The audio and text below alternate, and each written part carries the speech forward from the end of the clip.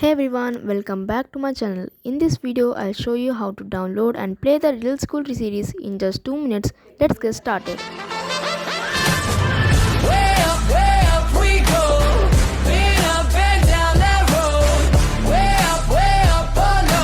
We gon' burn the whole house down. Watch me standing. First, check the link in the description below. Click on it to download the Riddle School series as a single compressed file.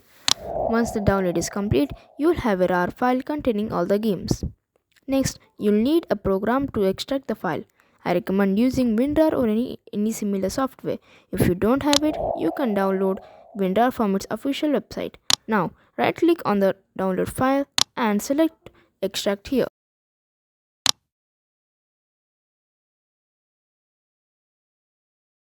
Finally, open the extracted folder, double-click on any game file and enjoy the Riddle School series on your computer. And that's it.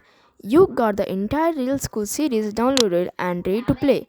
If you enjoyed this video, make sure to like, subscribe and let me know your favorite game series in the comments below.